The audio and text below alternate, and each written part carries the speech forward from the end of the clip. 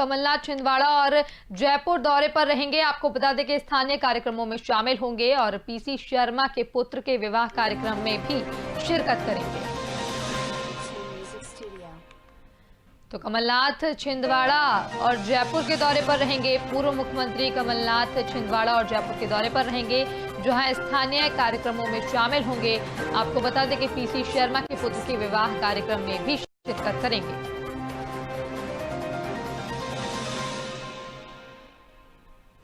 तो पूर्व मुख्यमंत्री कमलनाथ जयपुर और छिंदवाड़ा दौरे पर रहेंगे। आपको बता दें कि पूर्व मंत्री पीसी शर्मा के बेटे की शादी में भी शिरकत करेंगे, साथ ही स्थानीय कार्यक्रमों में भी शामिल होंगे।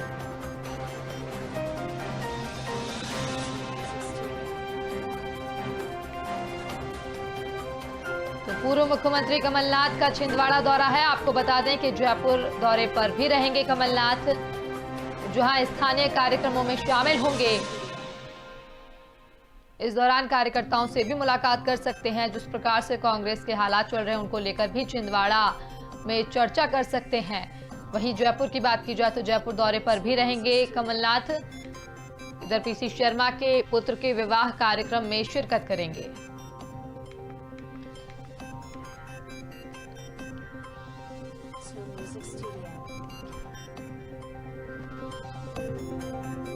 तो पूर्व मुख्यमंत्री कमलनाथ जयपुर और छिंदवाड़ा दौरे पर रहेंगे। आपको बता दें कि छिंदवाड़ा और जयपुर दौरे पर रहेंगे कमलनाथ, जहां स्थानीय कार्यक्रमों में शामिल होंगे। लगातार जिस प्रकार से कांग्रेस की स्थिति बनी हुई है उसको लेकर भी कमलनाथ कई दौरे कर रहे हैं। इन दौरों को हालांकि राजनीतिक दौरों से अलग माना जा रहा है, लेकिन इसके दौरान भी कार्यकर्ताओं से मुलाकात कर सकते हैं, परिवार से मुलाकात कर सकते हैं।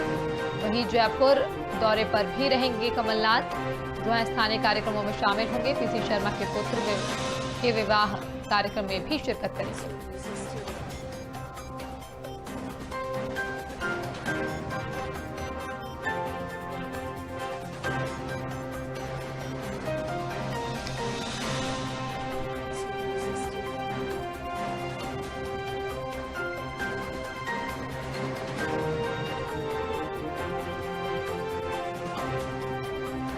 भोपाल संवाददाता रेखा गोस्वामी हमारे साथ फोन लाइन पर जुड़ चुकी है। रेखा, जिस प्रकार से कमलनाथ का छिंदवाड़ा और जयपुर का दौरा है, किस प्रकार से इन दौरों को देखा जा रहा है? राजनीतिक दौरे माने जाए या फिर कहा जाए कि पारिवारिक कार्यक्रमों के चलते वो दौरा करने वाले हैं?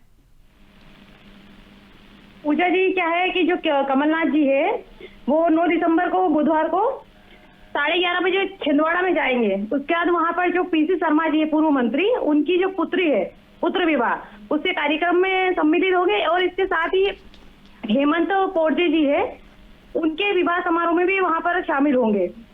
और हो सकता है कि इसमें राजनीतिक भी देखा जा सकता है इस दौरे को, क्योंकि बिल्कुल। बहुत बहुत शुक्रिया रेखा हमसे जुड़ने के लिए।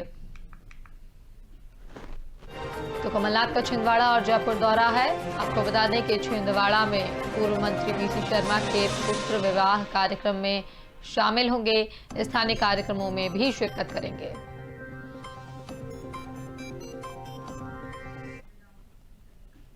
और खबर छतरपुर से, जहां सड़क हादसे में 6 लोगों की मौत हो गई। कुएं में बारात की कार गिरने से ये पूरा हादसा हुआ है। आपको बता दें कि लोगों ने इस पूरे हादसे में 3 लोगों को रेस्क्यू किया गया है। यूपी के महोबा के महाराजपुर से बारात आई थी। आपको बता दें कि छतरपुर में ये पूरा हादसा हुआ है, जहां बारात जा रही थी, लेकिन बीच में ही एक हादसा हुआ और कुएं में कार जा गिरी। इस हादसे में 3 लोगों को फिलहाल रेस्क्यू कर लिया गया है।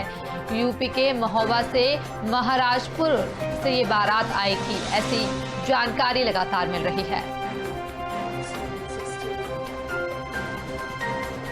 तो छतरपुर से एक खबर, जहां पर सड़क हादसे में 6 लोगों की मौत हुई है। आपको बता दें कि एक बारात, यूपी से आने वाली बारात कुएं में गिरी थी, और जिसमें कुएं में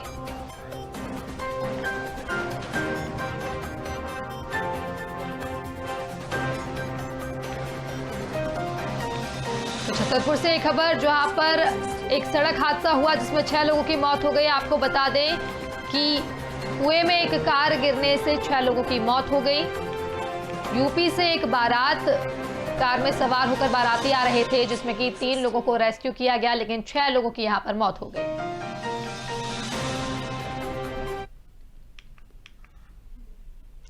और भोपाल से खबर जो है हनी ट्रैप केस मामला में और भी अपडेट यहां पर सामने निकल कर आई है। एसआईटी में 2 आईपीएस अफसर शामिल हुए हैं। लिफाफे में बंद 40 नामों पर शिकंजा अब कसेगा। मामले में एक बार फिर हलचल तेज नजर आ रही है।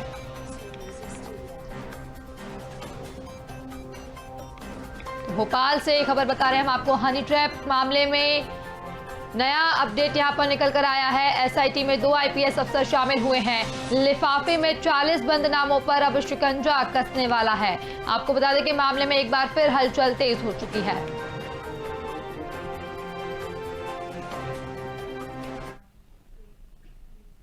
और खबर दिल्ली से, जहां किसान आंदोलन आज 14वां दिन है किसान आंदोलन का, जहां सरकार कृषि कानून पर आज प्रस्ताव देगी। किसान बनाएंगे आंदोलन की रणनीति। आपको बता दें कि किसान आगे भी आंदोलन की रणनीति अब तैयार कर रहे हैं। सिंधु बॉर्डर पर किसान नेताओं की बैठक भी होगी। तो खबर दिल्ली से, जहां पर किसान अब आगे की रणनीति तैयार कर रहे हैं। जिस प्रकार से किसान आंदोलन चल रहा है, आज 14वां दिन है किसान आंदोलन का। सरकार कृषि कानून पर आज प्रस्ताव भी देगी। वहीं आंदोलन की रणनीति तैयार करने में जुटे हुए हैं किसान, जहां सिंधु बॉर्डर पर किसान नेताओं की आज बैठक भी होगी।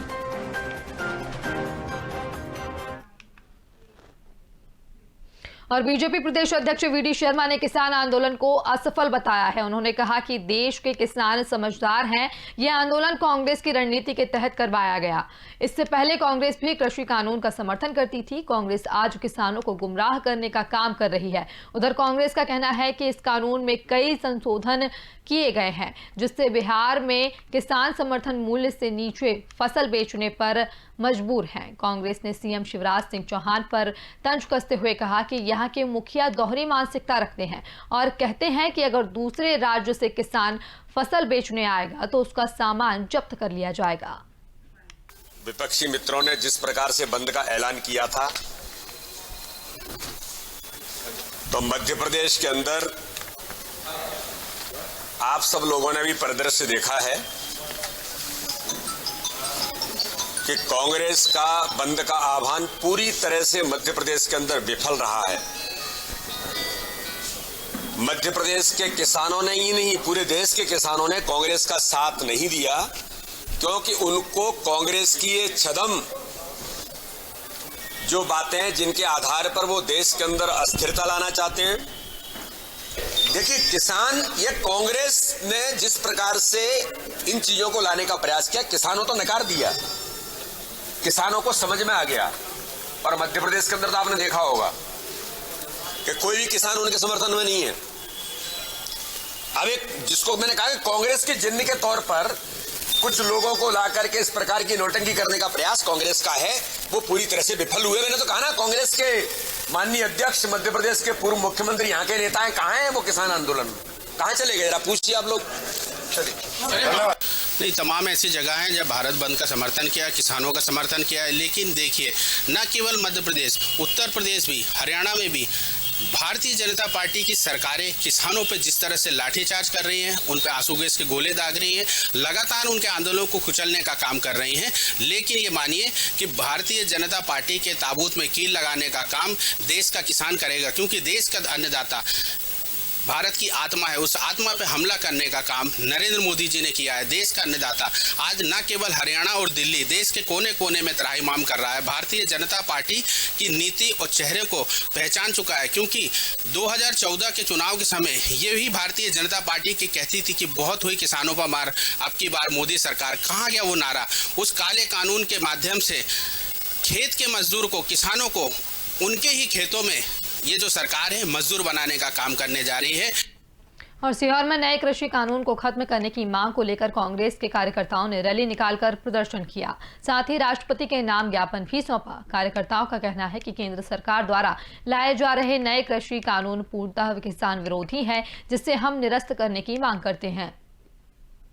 अखिल भारतीय कांग्रेस कमेटी के निर्देश पर मध्य प्रदेश कांग्रेस कमेटी का जो हमें आदेश मिला है, उस पर सीहोर जिला कांग्रेस कमेटी के लोगों ने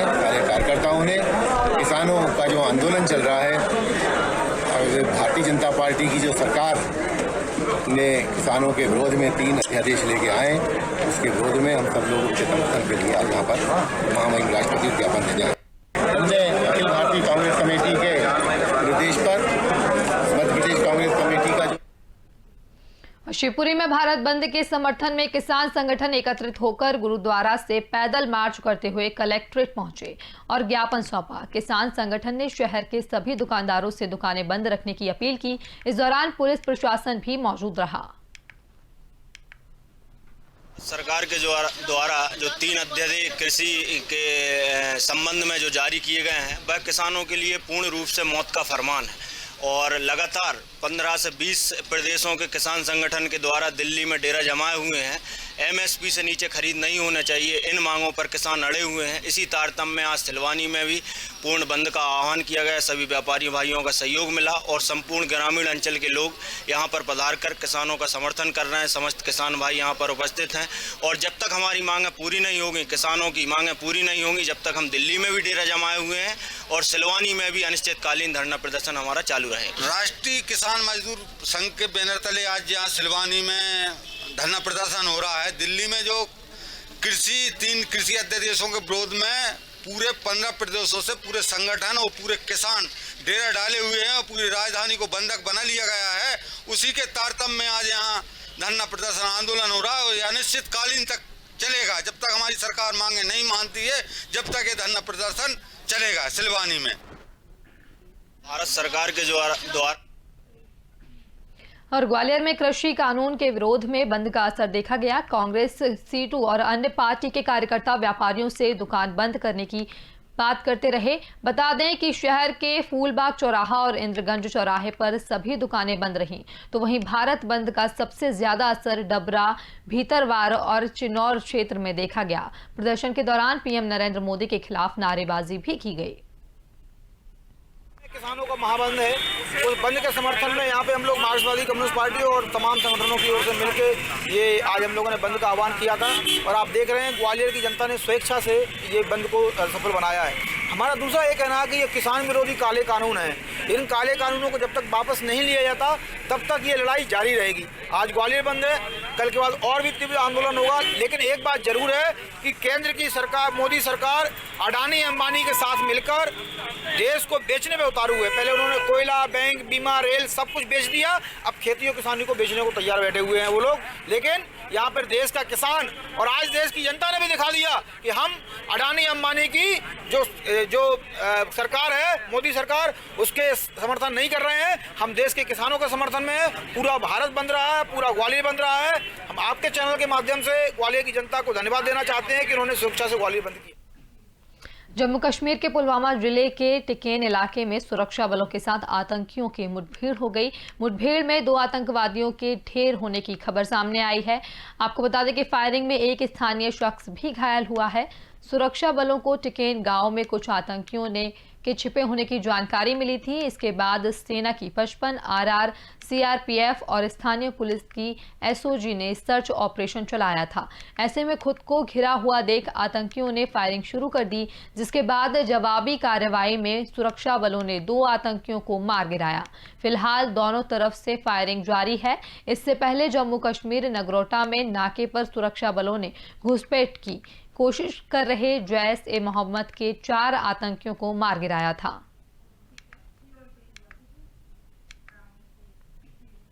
सीहोर में बच्ची पर जानलेवा हमला करने वाले तेंदुए को वन विभाग ने पिंजड़े में कैद कर लिया है। आपको बता दें कि तेंदुए के कारण पिछले कुछ दिनों से सीहोर के ग्रामीणों में दहशत थी, जिसके बाद 8 ट्रैप कैमरे लगाकर तेंदुए को पकड़ा गया। फिलहाल उसे जंगल में छोड़ दिया गया है। ये जो ग्राम डोंगरा पानी में जो घटना घटित हुई थी, तेंदुए द्वारा एक बच्ची को घायल कर दिया गया था, जिसकी मृत्यु हो गई थी। तो दिनांक 5 उसके पश्चात से ही हमारी लगातार टीमें बनाई गई। दिन एवं रात में वन विहार की टीम भी आई और पिंजरे एवं कैमरा ट्रैप लगाए गए। दिनांक 5/12 को ही एक तेंदुआ पिंजरे में आ गया था, जिसको रातापानी अभ्यारण्य में छोड़ा गया। दिनांक 7 को भी ग्रामीणों के अनुसार 2 तेंदुए की और आशंका बताई गई। दिनांक 7/12 को एक तेंदुआ और पिंजड़े में कैद हुआ, जिसको आज 8/12 को रातापानी अभ्यारण्य में छोड़ दिया गया। हाँ, स्वस्थ पाए गए। डॉक्टर अतुल गुप्ता द्वारा चेक किया गया, स्वस्थ पाए गए, तो वहाँ रातापानी के जंगल। राजधानी भोपाल के गोविंदपुरा थाना क्षेत्र अंतर्गत एक महिला के साथ लूट का मामला सामने आया है। भोपाल के भेल परिसर में रहने वाली महिला बीती शाम सब्जी लेने निकली थी। उसी दौरान महिला के साथ बाइक सवार अज्ञात बदमाश ने अंधेरे का मौका उठाकर लूटपाट की। घटना को अंजाम दिया। बाइक सवार महिला का मोबाइल और पर्स छीन ले गया। पुलिस ने अज्ञात के खिलाफ मामला दर्ज कर लिया है। बता दें कि कोही फिजा में भी कुछ समय पहले इस तरह की घटना सामने आ चुकी है, जिसका आरोपी अभी भी फरार चल रहा है। 8 बजे एक फरियादिया जो सब्जी लेने जा रही थी स्कूटी से, इसी दौरान अंधेरे में एक स्थान है, वहाँ से जब निकली तो एक पर्स स्नैच हुआ है, जिसमें उनका मोबाइल भी गया है। उस मोबाइल के आधार पे आरोपी के बारे में महत्वपूर्ण तथ्य हमें मिल गए हैं। जल्दी आरोपी को गिरफ्तार कर लिया जाएगा। और ग्वालियर में नाबालिग के साथ छेड़छाड़ के मामले में एक वायुसेना के जवान को गिरफ्तार किया गया है। बताया जा रहा है कि वायुसेना का जवान नाबालिग लड़की के पिता का दोस्त है, जो पिछले 6 सालों से नाबालिग को प्रताड़ित करता था। हालांकि नाबालिग की शिकायत के बाद पुलिस ने मामला दर्ज कर आरोपी को गिरफ्तार कर जेल भेज दिया है। ये कल एक नाबालिग बच्ची थाने पर रिपोर्ट करने आई थी कि उसके पिता के जो दोस्त हैं एयरफोर्स में हैं, वो उसकी जानकारी ली जा रही है। उनके द्वारा करीबन 6 साल से उसको प्रताड़ित किया जा रहा है छेड़छाड़ के संबंध में, और डरा के धमका के वो अपने घर वालों को भी नहीं बता पाई ये बात। कल जब उसने अपने पिता को, अपनी बहन को ये बात बताई तो ये लोग रिपोर्ट करने के लिए आए थे। उस पर से थाने पर अपराध दर्ज किया गया और आरोपी को जेल भेज दिया गया है। ग्वालियर में रेलवे ट्रैक पर महिला का शव मिला है। बताया जा रहा है कि अज्ञात लोगों ने महिला की हत्या कर रेलवे ट्रैक के किनारे फेंक दिया। सूचना मिलते ही मौके पर पहुंची पुलिस ने महिला का शव बरामद कर पोस्टमार्टम के लिए भेज दिया था। हालांकि मृतक महिला की पहचान नहीं हो सकी है। उधर पुलिस ने मामला दर्ज कर आगे की कार्रवाई शुरू कर दी है।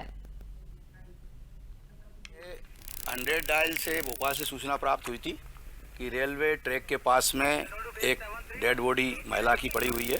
उस पर से यहाँ पर आए तो अभी गांव के आसपास के रायरू गांव के और गंगा मालनपुर के, लक्ष्मणपुर के, वकीलपुरा के, इन गांव के लोगों से उसको दिखवाया गया है। अभी तक इसकी शिनाख्त भी नहीं हो पाई है। इसके दाहिने हाथ पर 3 नाम गुदे हुए हैं, काशीराम, संतोष और नंदू, और बाएं हाथ पर राकेश, और गुलाबी कलर की साड़ी पहने हुए है। लगभग उम्र 25 साल के आसपास होगी। जैसे इसकी शिनाख्त होती है कार्रवाई की जाएगी, और अभी तक जो परिस्थितियां हैं उससे उसकी हत्या होना प्रतीत होता है। और निवाड़ी में बिजली विभाग की बड़ी लापरवाही सामने आई है। बता दें कि खेत में काम करते समय ट्रैक्टर चालक पर तार गिर गया, जिससे करंट लगने से उसकी मौत हो गई। तो वहीं घटना में एक महिला और बच्ची बाल बचे, जिसके बाद ग्रामीणों ने बिजली विभाग के कर्मचारियों पर लापरवाही का आरोप लगाया। सूचना मिलते ही मौके पर पहुंची पुलिस ने मामला दर्ज कर आगे की कार्रवाई कर रही है।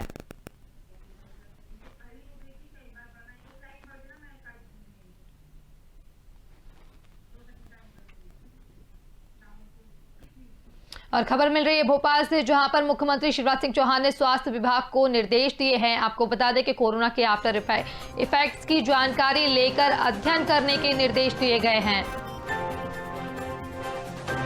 खबर भोपाल से, जहां पर मुख्यमंत्री शिवराज सिंह चौहान ने स्वास्थ्य विभाग को निर्देश जारी किए हैं। कोरोना के आफ्टर इफेक्ट्स की जानकारी की ओर अध्ययन करने के निर्देश दिए हैं। आपको बता दें कि कोरोना पॉजिटिव रहे रोगियों की रिपोर्ट नेगेटिव आने के बाद स्वास्थ्य से जुड़ी सारी जानकारी वैज्ञानिक आधार पर जुटाने के निर्देश सीएम ने दिए हैं। तो मुख्यमंत्री शिवराज सिंह चौहान ने स्वास्थ्य विभाग को निर्देश जारी किए हैं। कोरोना के आफ्टर इफेक्ट्स की जानकारी लेकर उसकी ओर अध्ययन करने के निर्देश जारी किए हैं। यानी कि जो कोरोना पॉजिटिव मरीज रहे हैं उन रोगियों की रिपोर्ट निगेटिव आने के बाद किस प्रकार की एंटीबॉडीज उनके अंदर बन रही हैं या किस प्रकार से उनका स्वास्थ्य फिलहाल बना हुआ है, इन तमाम चीज़ों की जानकारी लेने के निर्देश दिए हैं। जानकारी लेकर वैज्ञानिक आधार पर इस पर अध्ययन करने के निर्देश भी दिए हैं।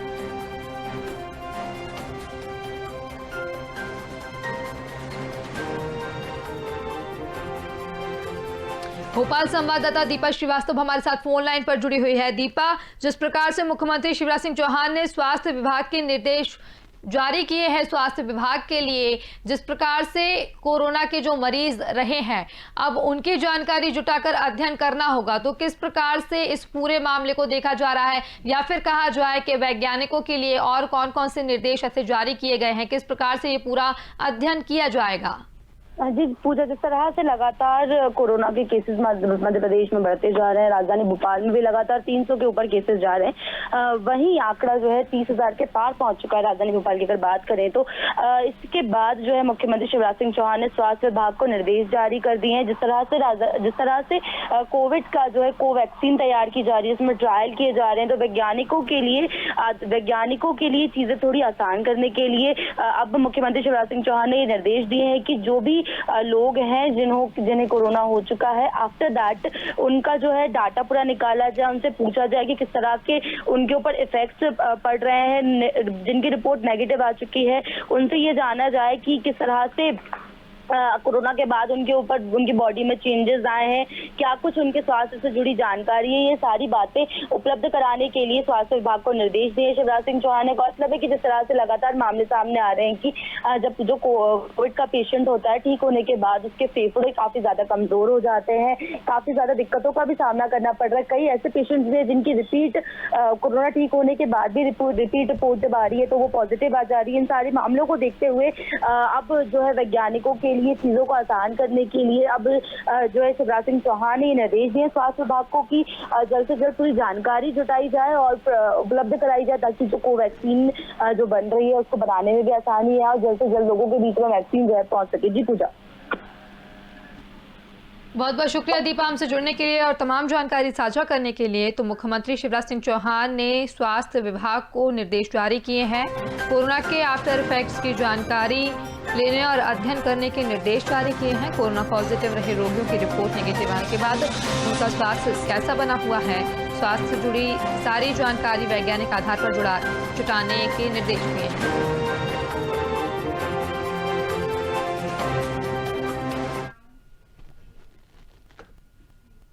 और आज राजधानी भोपाल में सुबह 11 बजे से महापौर अध्यक्ष और पद के लिए जो है नई प्रक्रिया शुरू होगी। आपको बता दें कि सुबह 11 बजे रविंद्र भवन में महापौर और अध्यक्ष पद के आरक्षण की प्रक्रिया शुरू होगी।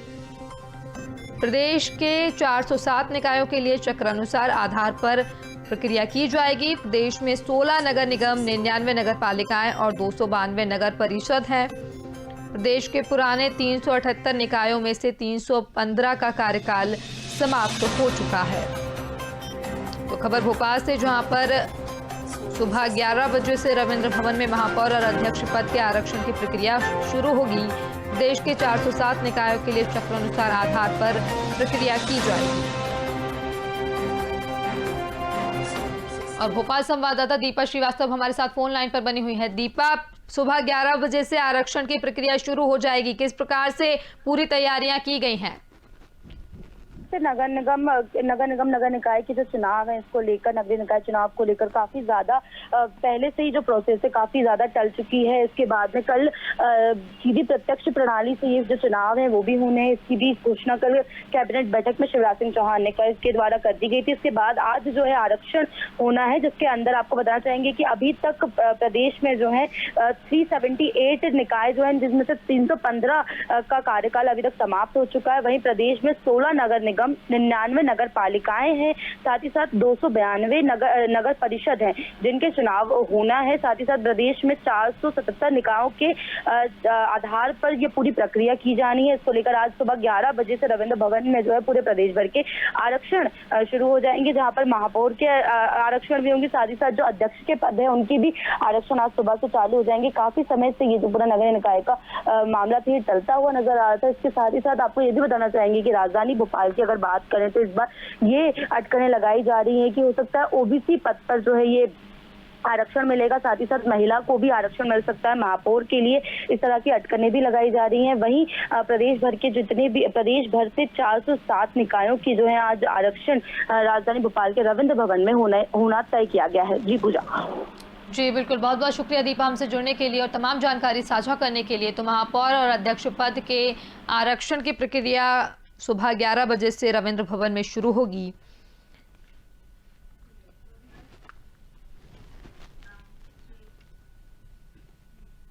और इस बुलेटिन में फिलहाल इतना ही। देश और दुनिया की तमाम खबरों के लिए देखते रहिए स्वदेश न्यूज़। नमस्कार।